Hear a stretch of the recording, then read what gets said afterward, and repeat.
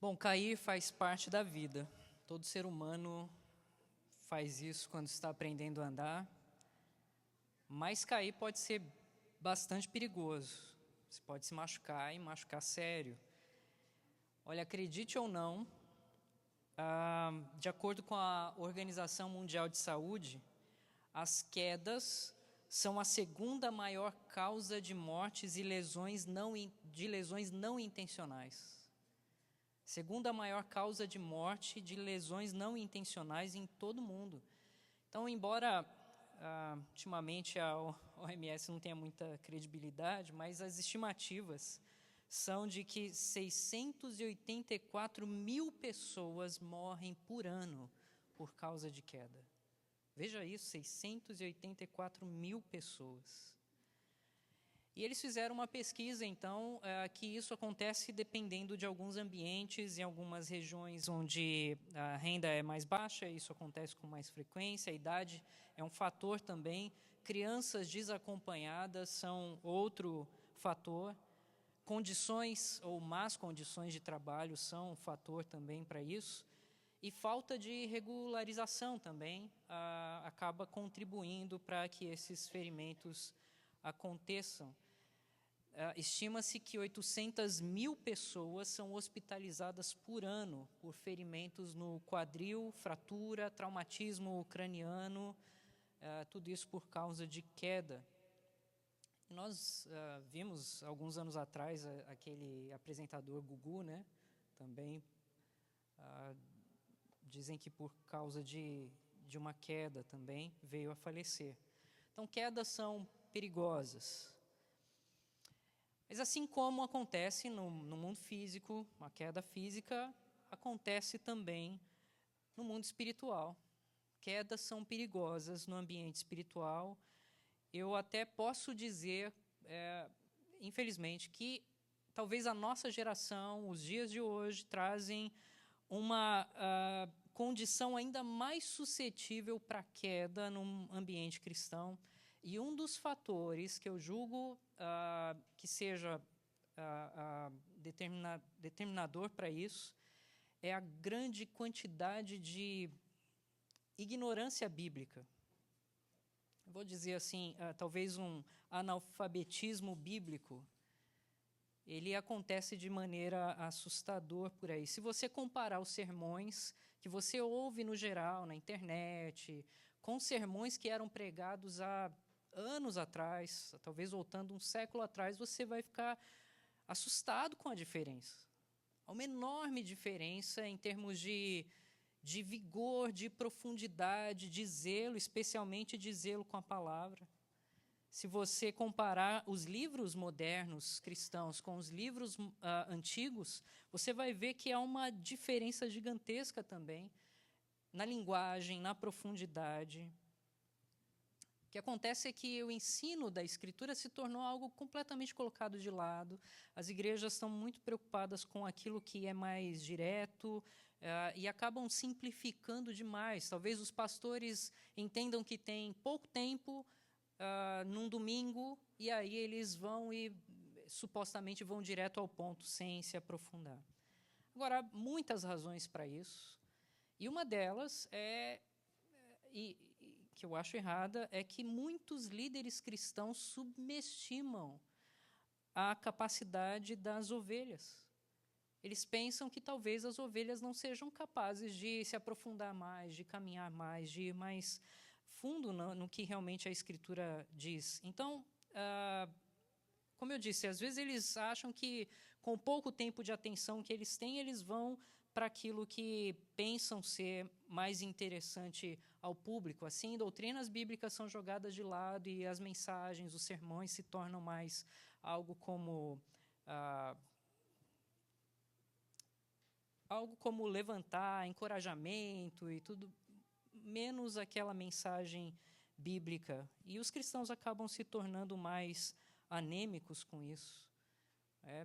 Sucesso, prosperidade e tal, acaba rolando ou mesmo questões emocionais, mas a Escritura mesmo acaba sendo deixada de lado. Alguns deles nem são mais sermões, eu poderia dizer. Eles se encaixam em qualquer outra categoria, mas nem sei se poderiam ser chamados de sermões. Deixa de lado aquela exposição bíblica cuidadosa. E, infelizmente, a maioria das pessoas acabam se deliciando com essa mensagem meio algodão doce da fé. Mas, no fundo, elas acabam sentindo falta do alimento espiritual. E chega um momento que elas começam a pronunciar isso e ver que isso, de fato, acontece no seu dia a dia. Uma moça escreveu numa rede social esses dias: queremos o fim da liturgia de festival e de pregações açucaradas que mascaram a falta de preparação bíblica. Queremos nossas almas alimentadas e não nossas emoções estimuladas. Veja, isso é bem sério. Ela disse: eu quero a alma alimentada e não as nossas emoções estimuladas. Agora, eu não penso que nós deveríamos ser contra as emoções, não é nada disso.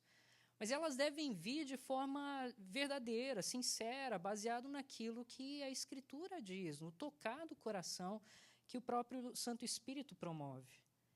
Mas o que ela diz aqui, em geral, é: olha, nós não queremos mais show, nós não queremos mais esse tipo de ambiente, nós queremos entender mais profundamente e viver mais profundamente a vida cristã. Porque isso é verdade. Quanto mais você entende, mais você quer do Senhor, mais você quer se aprofundar na presença do Senhor.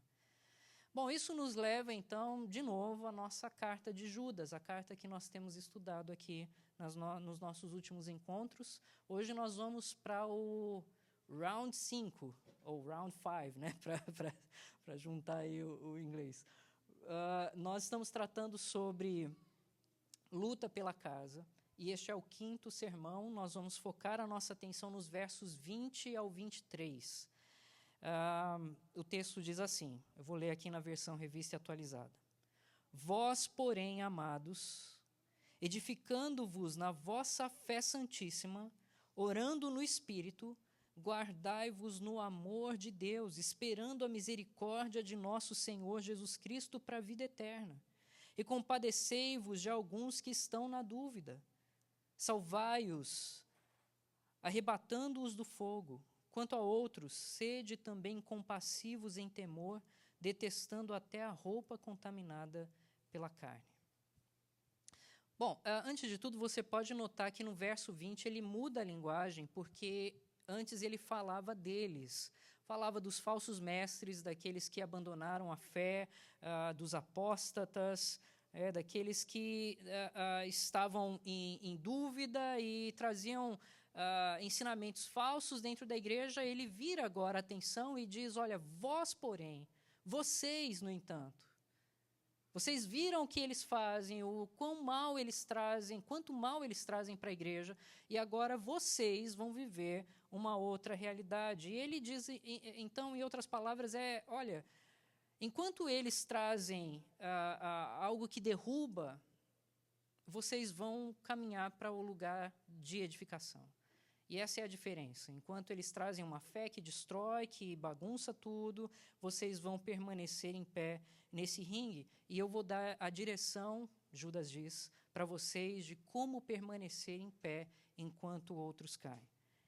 E a primeira direção que ele dá aqui é: continue construindo sua fé. Continue construindo sua fé.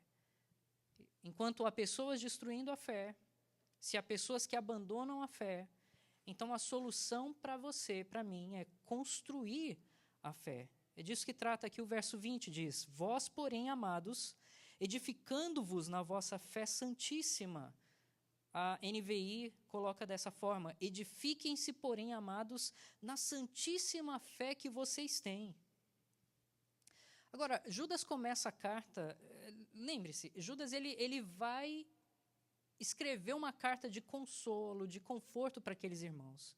Essa é a intenção inicial dele, mas ele se sente compelido pelo Espírito a mudar a direção dessa carta. E ele diz lá no começo: amados, quando empregava toda a diligência em escrever-vos acerca da nossa comum salvação, foi que me senti obrigado a corresponder-me convosco, exortando-vos a batalhardes diligentemente pela fé, uma vez por todas foi entregue aos santos. Então veja, Ele tinha, olha, eu tenho a intenção de trazer o conforto, mas o Espírito Santo me conduziu a um chamado para que vocês batalhem pela fé que foi entregue aos santos. Essa fé que foi entregue aos santos, em outros lugares da Escritura, pode ser entendido como a doutrina dos apóstolos. É assim que Atos 2:42 fala sobre a igreja. Eles perseveravam, no início da igreja, na doutrina dos apóstolos. Então, aqui, fé se refere a esses princípios gerais, as doutrinas da Escritura reveladas em toda ela, especialmente nas cartas apostólicas. Então, essa fé, ela pode se tornar pessoal, mas nesse sentido que Judas diz aqui, olha, nós precisamos defender a nossa fé. Nós precisamos defender aquilo que Deus nos deu como revelação, as doutrinas santas que o Senhor nos deu. Paulo diz a Timóteo, ora, o Espírito afirma expressamente que nos últimos tempos alguns apostatarão da fé por obedecerem a espíritos enganadores e aos ensinos de demônios. Veja, Paulo já prevendo o que aconteceria, ele diz, cuidem, porque alguns vão desviar vocês da fé. Então, preparem o coração na fé. Bom, a segunda lei da termodinâmica diz que tudo tende à deteriorização. E é assim, não é? Um telhado, se você deixar lá sem cuidado, vai deteriorar. Se você deixa de pintar a sua parede, ela vai perdendo a cor. Você precisa tomar alguma provisão. Há coisas que precisam de manutenção regular, todas as coisas, na verdade. E assim também a fé precisa de manutenção regular. Você precisa trabalhar a sua fé, nossa vida espiritual, o edificar da nossa vida espiritual requer essa manutenção. Qualquer vida espiritual ou a fé deixada de lado, ela vai se deteriorar. Então, nós precisamos edificar. A segunda carta de Pedro é uma carta irmã dessa carta de Judas, porque os temas são parecidos. Pedro usa a mesma linguagem, às vezes as mesmas frases, e Pedro diz assim lá, por isso mesmo, vós, reunindo toda a vossa diligência, associai com a vossa fé a virtude, com a virtude o conhecimento, com o conhecimento o domínio próprio, com o domínio próprio a perseverança, com a perseverança a piedade, com a piedade a fraternidade, com a fraternidade o amor, porque estas coisas, existindo em vós e em vós aumentando, fazem com que não sejais inativos nem infrutuosos no pleno conhecimento de nosso Senhor Jesus Cristo. Essa é uma forma interessante de colocar isso. Ele percebe que o crescimento espiritual ele não é automático. Ele é uma coisa que exige uma participação nossa pessoal, ele é intencional, ele é construído passo a passo. Você aumenta a sua firmeza e comprometimento, fidelidade. À medida que você caminha, você aumenta esse comprometimento da fé, dando passos diante do Senhor, a partir do conhecimento, do domínio próprio, da perseverança, da piedade, da fraternidade, do amor. Pedro coloca dessa forma. A igreja chinesa, ela costumava ter um ditado muito simples, mas muito profundo também. Ela dizia assim, sem Bíblia, sem café. Sem Bíblia, sem café. Um ditado muito simples, mas o que queria dizer era, olha, antes de se alimentar de qualquer coisa, alimente-se da Escritura. Antes de tudo, alimente-se da Escritura. Ela é o principal alimento para você. Sem Bíblia, sem café. Isso ajudaria muitos de nós, né?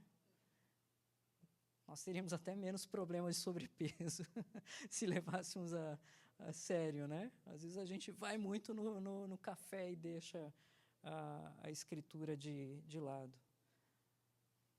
Mas tornando isso pessoal, a pergunta para nós é, será que eu estou edificando a minha fé? O que eu faço para isso? Estou procurando ficar mais forte ou eu estou simplesmente envelhecendo na minha caminhada?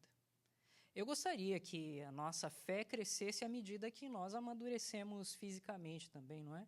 À medida que os anos passam, eu gostaria que a nossa fé caminhasse na mesma velocidade. Mas, infelizmente, nem sempre é assim. Você vai ver pessoas já adultas, maduras em termos físicos, sociais, mas pouquíssimo maduras em termos espirituais. E, por outro lado, você vê um descompasso positivo, porque você vê pessoas jovens tornando-se fortes na fé. Charles Spurgeon, um grande pregador batista, ele dizia: na igreja de Deus há crianças de 70 anos. Sim, criancinhas exibindo todas as enfermidades dos anos de declínio. Por outro lado, há homens e mulheres na igreja que são instruídos e estáveis e relativamente jovens. O Senhor pode fazer com que o seu povo cresça e ultrapasse na fé a sua própria idade. Então, veja, não é, olha, quanto mais velha a pessoa é, ou quanto tempo ela tem de igreja. O que realmente determina o crescimento da fé é o empenho que ela coloca em construir essa fé, em se edificar nela. Então, continue construindo sua fé. Não se contente com fast food, junk food espiritual. Não se contente com isso, com pequenos drops. Vai na Escritura. Cresça lá. Se alimente da profundidade daquilo que a palavra tem. Não permita-se viver em fome espiritual. Se alimente da palavra e construa, assim, a sua fé. Esse é o primeiro ingrediente, então, a primeira instrução aqui para permanecer em pé. O segundo é: continue orando com fervor. Continue crescendo em fé. O segundo é: continue orando com fervor. O verso de número 20 diz: orando no Espírito Santo. Você provavelmente sabe que ler a palavra de Deus, se edificar na fé, e a oração, elas andam juntas. Crescer na palavra e orar são coisas que completam o ciclo de comunicação que nós temos com Deus. Quando você lê a Bíblia, Deus está falando com você. Quando você ora, você está falando com Deus. Então, você precisa equilibrar a sua vida espiritual e ter essas duas coisas acontecendo. Você se alimenta daquilo que o Senhor diz, mas você fala com o Senhor também. Se tudo que eu faço é ler e não orar, eu vou ter muita luz, mas sem calor. Se tudo que eu faço é orar e sem ler, eu vou ter muito calor, mas sem luz. Entende? Então eu preciso equilibrar as duas coisas. Se eu quero ter luz e calor, eu preciso ler e preciso orar. Eu vou ter luz da palavra e vou ter o calor da presença do Senhor, da fé fortalecida enquanto oramos. Agora, é claro, no meio de conversa sobre oração, uma das dúvidas que pode surgir é: por que nós oramos? Se Deus sabe todas as coisas, se Deus conhece as nossas necessidades, por que eu preciso orar? Ora, Ele não é um bom pai, Ele não se preocupa com seus filhos, Ele não cuida dos seus. Por que a oração é tão importante e tantas vezes ordenada na Escritura, como nós vemos aqui no texto? Por que Deus ordena que o seu povo ore? Eu vou te dar uma palavra para responder essa questão. E a palavra é dependência. Dependência. O Senhor quer nos ensinar a depender dEle. Não é que Ele precise de informações. Deus não precisa das nossas informações, Ele sabe tudo.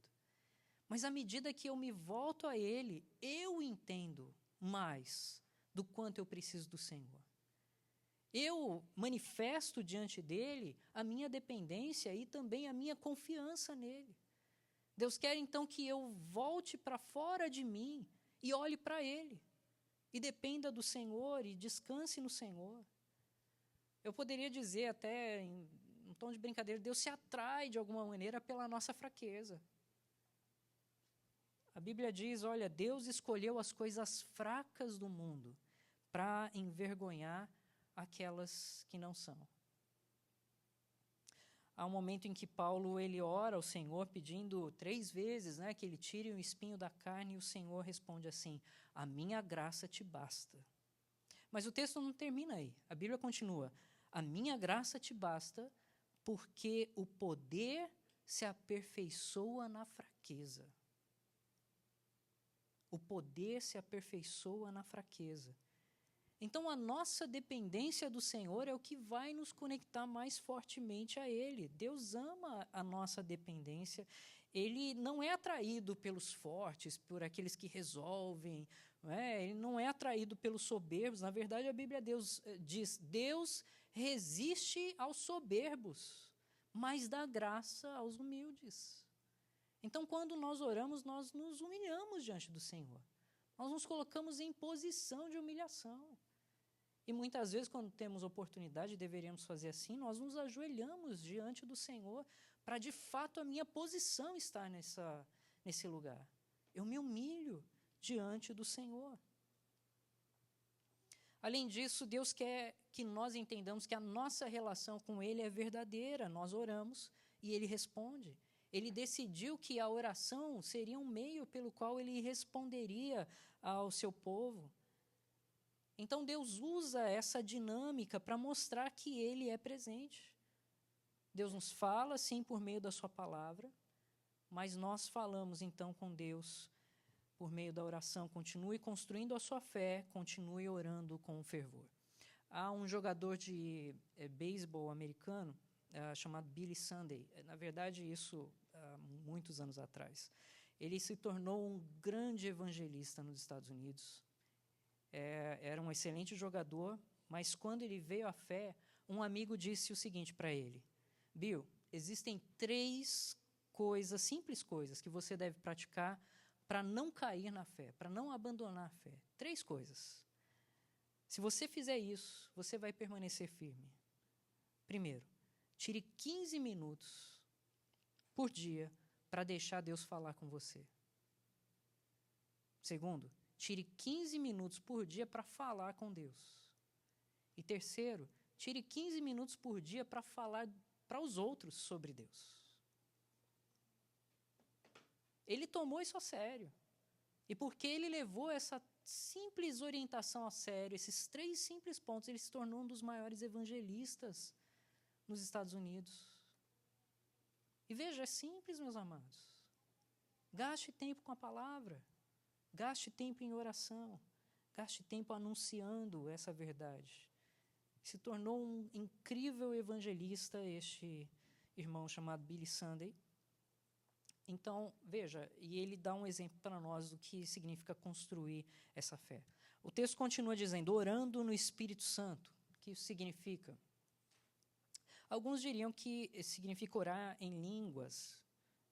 Eu não penso que seja isso, porque o texto ele faz um contraste entre o que os falsos crentes, ou os falsos mestres, melhor dizendo, faziam, e o que os cristãos faziam, deveriam fazer. No verso 19, ele diz que os apóstatas, eles são aqueles que promovem divisões sensuais e que não têm o Espírito, ou seja, eles não são guiados pelo Espírito Santo de Deus. Então, essa é a distinção. E agora ele diz, olha, vocês devem orar guiados pelo Espírito Santo de Deus. Em outras palavras, eu penso que Judas está dizendo, olha, deixe-se ser guiado pelo Senhor. Deixe que sua mente seja direcionada a orar para falar com Deus. Ele vai te guiar, Ele vai te direcionar, Ele vai te fazer falar de acordo com a vontade dEle. Porque, de fato, a nossa oração não é exatamente para que se faça a nossa vontade.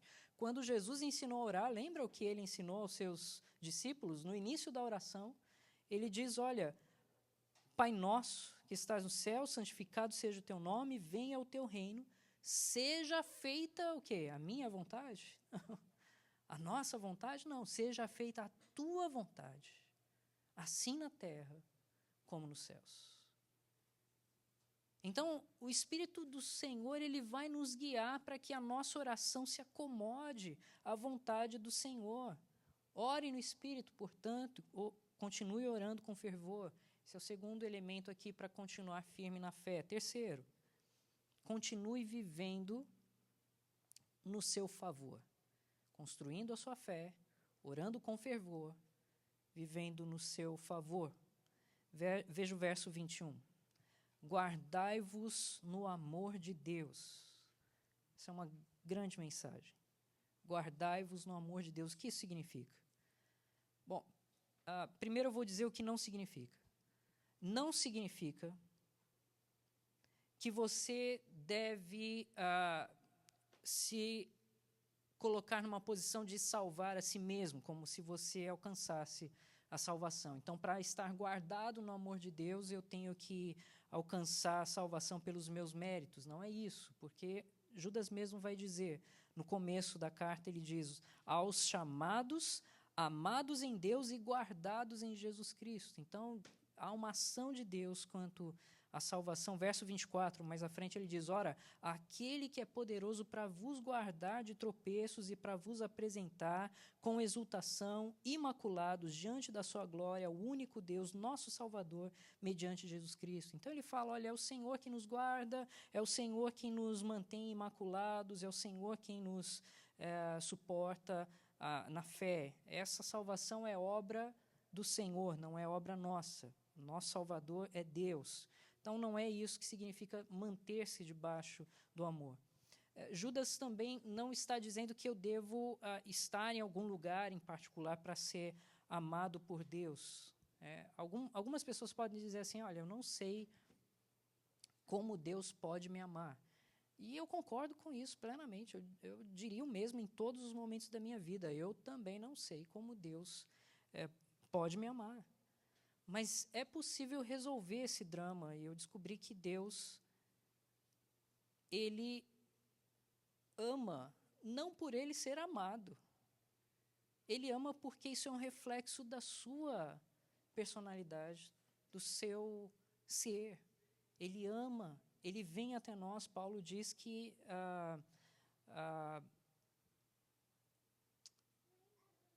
melhor, eu vou confessar para os irmãos, eu fiz todas as minhas marcações aqui. No momento que eu cheguei no estacionamento, apagou do meu iPad. E eu lembro que eu tinha colocado o texto de Paulo, e agora não vou lembrar, vamos pular esse texto de Paulo. Mas a Escritura diz que Deus nos ama. Não porque nós o amamos primeiro, mas Ele nos ama.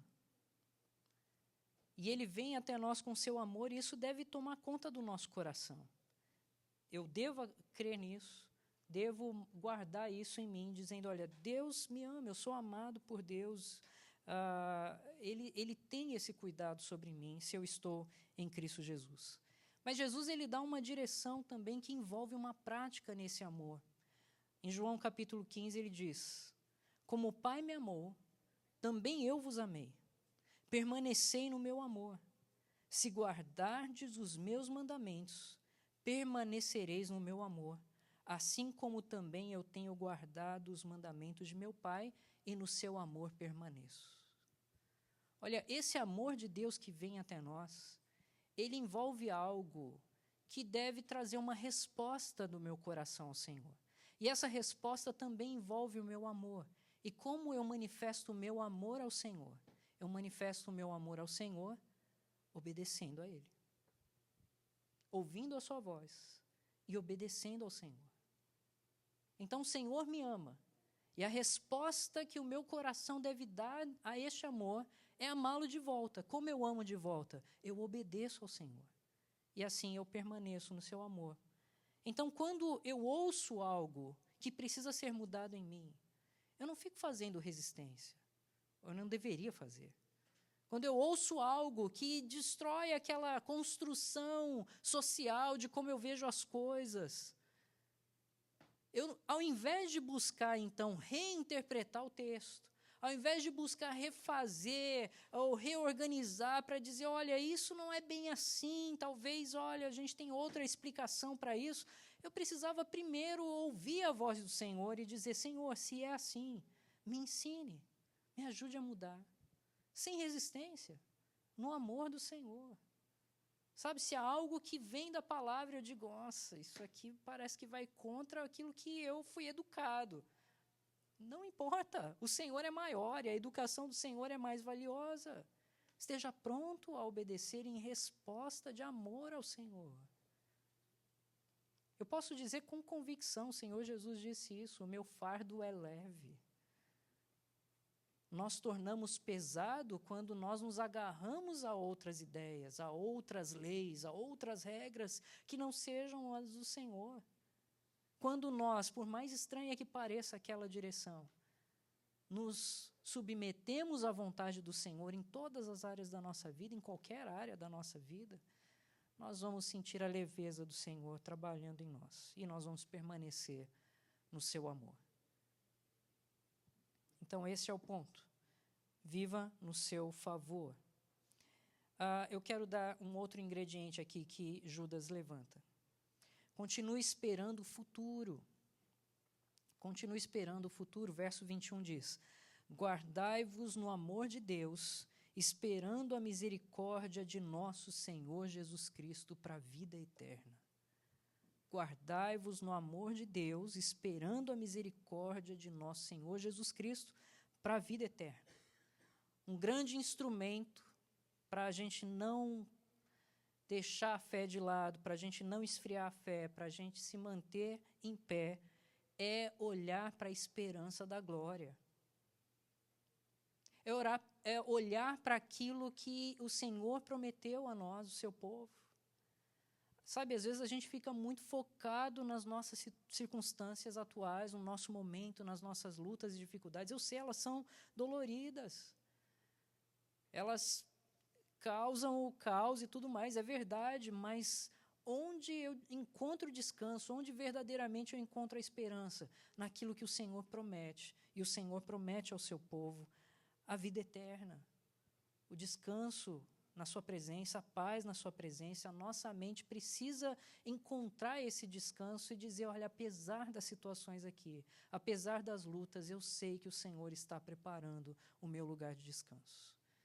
E a confiança que eu tenho de que esse é um Deus que não falha e Ele não mente naquilo que faz, me faz também enfrentar esse momento com a tranquilidade de que eu posso descansar no Senhor. Agora, não é o tempo de descanso, ainda é corrida, ainda olho para a chegada, a linha de chegada, mas eu corro para lá, porque eu sei que o meu coração vai encontrar o descanso que precisa no Senhor. O Senhor promete, então, a vida eterna. E o que é a vida eterna? A vida eterna é o oposto do castigo eterno. Se você já se considerou em algum momento um pecador, você sabe que, se for julgado pelos padrões de Deus, não há escapatória para nenhum de nós. Olha, é só fazer um exercício simples. Se você pega os 10 mandamentos, só os 10 mandamentos, eu posso perguntar para você, você já usou o nome de Deus em vão? Você já colocou outra coisa no lugar de Deus na sua vida em algum momento? Você já desonrou seu pai e sua mãe em alguma ocasião? Você já deixou de guardar o dia do Senhor? Você já desonrou, você já se irou com alguém a ponto de desejar que aquela pessoa não existisse? Você já olhou para alguém com desejos impuros? Você já tomou algo que não lhe pertencia, algo pelo qual você não pagou? Você já mentiu? Você já cobiçou alguma coisa ou alguém? E se a resposta for sim para qualquer uma dessas perguntas, você sabe que não passa pelo crivo. Agora, se você for honesto com seu coração, eu acredito que são sim para várias outras, se não todas.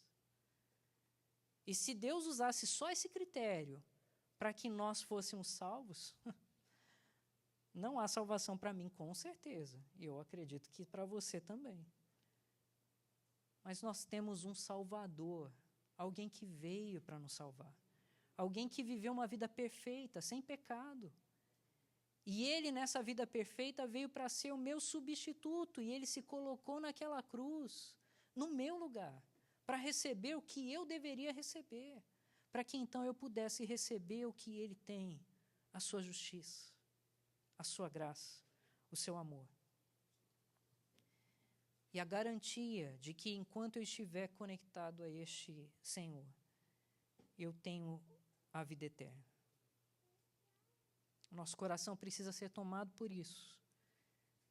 Quanto mais nós formos tomados por essa mensagem no nosso dia a dia, mais nós vamos viver uma vida de descanso no Senhor. Isso precisa ser pregado para nós mesmos, todo dia. Porque em vários momentos, eu posso dizer por mim, em vários momentos no meu dia eu preciso ser lembrado, o Senhor é o meu lugar de descanso. O Senhor é o meu lugar de consolo. É no Senhor que eu encontro a paz e a esperança, não em outro lugar. Veja, há muitas promessas de vida eterna, eu quero ler algumas delas aqui. João 3,16 diz, porque Deus amou o mundo de tal maneira que deu seu Filho unigênito para que todo que nele crê não pereça, mas tenha a vida eterna. João 3,36, por isso quem crê no Filho tem a vida eterna. O que todavia se mantém rebelde contra o Filho não verá a vida, mas sobre ele permanece a ira de Deus. João 5,24, em verdade vos digo, quem ouve a minha palavra e crê naquele que me enviou, tem a vida eterna, não entra no juízo, mas passou da morte para a vida. João 6, 39, 40, e a vontade de quem me enviou é esta, que nenhum eu perca de todos os que me deu. Pelo contrário, eu o ressuscitarei no último dia. De fato, a vontade de meu Pai é que todo aquele que vir o Filho e nele crer, tenha a vida eterna, e eu o ressuscitarei no último dia. Marcos 10, em verdade vos digo que ninguém há que tenha deixado casa, irmãos, irmãs, mãe, pai, filhos ou campos, por causa de mim e por amor do Evangelho, não receba já no presente o cêntuplo de casas, irmãos, irmãs, mães, filhos, campos, com perseguições, e no mundo por vir a vida eterna. Daniel 12 diz assim, muitos dos que dormem no pó da terra ressuscitarão, uns para a vida eterna, outros para vergonha e horror eterno. Os que forem sábios, pois, resplandecerão como o fulgor do firmamento. E os que a muitos conduzirem à justiça, como as estrelas, sempre e eternamente. Romanos 6, porque o salário do pecado é a morte, mas o dom gratuito de Deus é a vida eterna, em Cristo Jesus, nosso Senhor. Gálatas 6, não vos enganeis, de Deus não se zomba, pois aquilo que o homem semear, isso também ceifará, porque o que semeia para a sua própria carne, da carne colherá corrupção, mas o que semeia para o Espírito, do Espírito colherá vida eterna. 1 João 5, ou 1 João 2, diz assim, esta é a promessa que ele fez, a vida eterna. Esta é a promessa que ele nos fez. 1 João 5, e o testemunho é este, que Deus nos deu vida eterna, e esta vida está no teu Filho. Aquele que tem o Filho tem a vida, aquele que não tem o Filho de Deus não tem a vida. Estas coisas vos escrevi a fim de saberdes que tendes a vida eterna, vós os que credes no nome do Filho de Deus. Eu poderia continuar aqui, mas esses trechos da palavra precisam tomar conta do nosso coração e precisam encorajar o nosso coração, criar chamas em nosso coração na esperança que o Senhor tem. Então, continue esperando o futuro. Em retrospecto aqui, continue construindo sua fé, continue orando com fervor, continue vivendo no seu favor, continue esperando o seu futuro. E, finalmente, o último ingrediente, continue para se manter em pé enquanto os outros caem, continuem alcançando os infiéis. Continue alcançando os infiéis. Eu tentei uma palavra com F, não funcionou, né? Olha só, fé, fervor, favor, futuro, alcançando, né, os que não têm fé. Em inglês funcionaria, né? Alcançando os faithless, né? Talvez alguma coisa assim. Mas, olha, guarde, construa sua fé, ore com fervor, continue vivendo no seu favor, continue esperando o futuro, agora alcance os infiéis. E o verso 22 e 23 vai dizer isso. Compadecei-vos de alguns que estão na dúvida, salvai-os, arrebatando-os do fogo, quanto a outros, sede também compassivos em temor, detestando até a roupa contaminada pela carne. O que Judas está falando aqui? Ele diz, olha, eu falei muito daqueles que abandonam, daqueles que que são infiéis, são desleais, que não vivem na fé verdadeira. Agora Judas volta para a gente e diz assim, olha, não os descarte totalmente. Porque a coisa mais fácil de fazer é limpar o pó, né, e seguir em frente, deixa para lá. Mas Judas está dizendo, calma lá, não os rejeite totalmente. Aqueles que representam a nossa maior ameaça, eles podem se tornar a nossa maior missão. Vamos pensar em trazê-los de volta. Vamos pensar em resgatá-los. As últimas palavras de Tiago na carta dele, Tiago, inclusive, irmão de Judas, meio-irmão de Jesus também, diz assim, meus irmãos, se algum entre vós se desviar da verdade e alguém o converter, sabei que aquele que converte o pecador do seu caminho errado salvará da morte a alma dele e cobrirá multidão de pecados. Então, veja, eles estão dizendo, olha, não os descartem. Nós vamos fazer algo com eles. E o que nós vamos fazer? Bom, depende da condição do coração deles. Eles estão fracos, estão na dúvida, ou eles são completamente obstinados e rebeldes? Parece que Judas fala de dois tipos de apostasia aqui. No verso 22, ele se refere àqueles que estão na dúvida. E ele diz, compadecei-vos de alguns que estão na dúvida. Eles devem ser chamados à confiança. Eles devem ser chamados à fé. Esses podem ser convertidos para se tornarem mais confiantes. Pedro chama esses, no capítulo 2 da sua carta, de instáveis, de coração dobrado, andam vacilando, duvidando. E esses que vacilam e duvidam, eles são mais facilmente atacados pelos lobos. São presas fáceis. Cristãos duvidosos são presas fáceis. Então, o que nós fazemos? Nós pregamos, nós evangelizamos, nós anunciamos, nós encorajamos, nós dizemos, ou melhor, não dizemos, sai para lá, covarde, mas nós dizemos, pare de se acovardar e venha, siga Cristo. Se você lembrar, Jesus, em algum momento, ele denunciou os fariseus, ele disse, olha, vocês, escribas fariseus, vocês são hipócritas. E ele foi muito duro com os escribas, com os fariseus. No capítulo posterior, ele estava aonde? Jantando na casa de um fariseu. E depois ele estava almoçando com outro fariseu. Por quê? Porque ele sabia que entre toda aquela bagunça ali, alguns iam ter o seu coração transformado. E nós sabemos que pelo menos uma inclinação houve no coração de Nicodemos, José de Arimateia.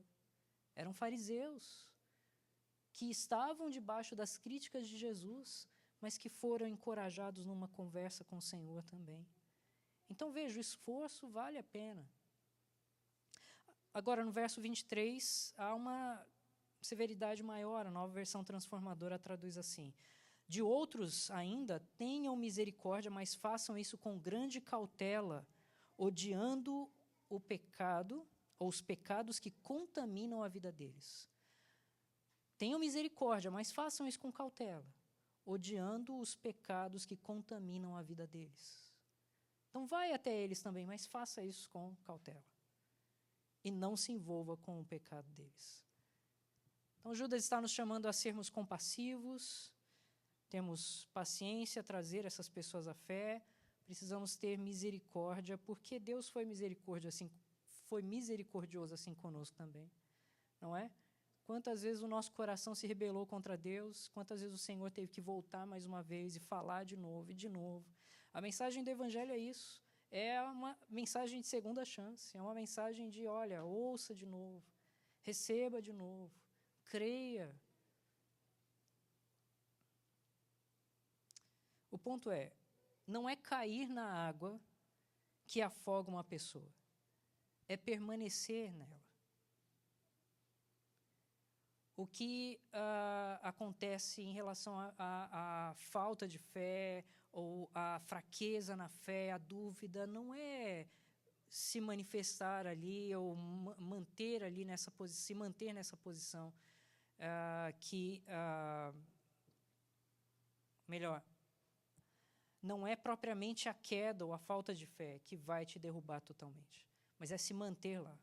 Então Deus te chama a sair deste lugar. coloque as suas dúvidas diante do Senhor e certamente Deus vai te responder, vai te fortalecer, vai te renovar.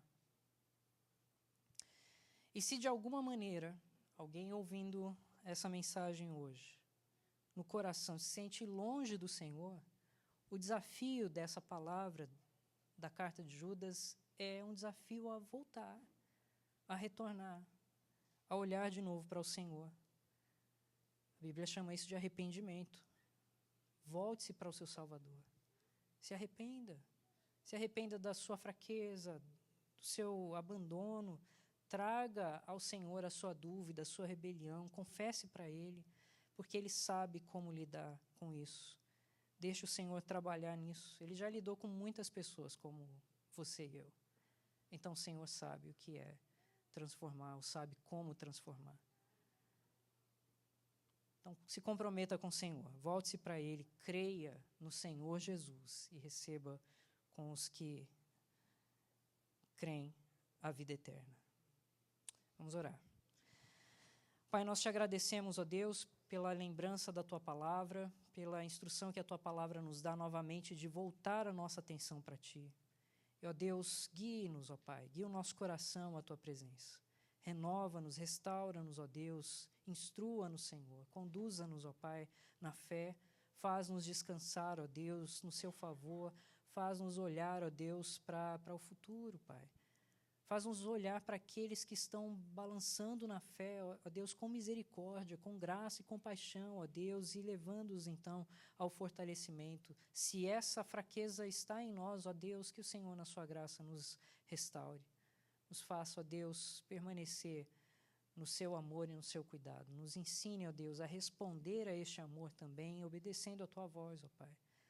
Nos faça orar com fervor, ó Deus, fervor no Teu Espírito, ó Pai. Guie, portanto, o nosso coração diante do Senhor, para que oremos, ó Pai, com palavras que honram o Teu santo nome, com desejos, ó Pai, que se acomodem, ó Deus, aos Teus planos. Instrua-nos, Senhor. Alimenta-nos, ó Deus, alimenta-nos com Teu Espírito, alimenta-nos com a Tua palavra, ó Deus, e ouça-nos, ó Pai, responda-nos, Senhor. Eu sei que o Senhor responde aos que clamam a Ti, ó Deus, portanto, responda ao clamor do Teu povo que aqui se encontra.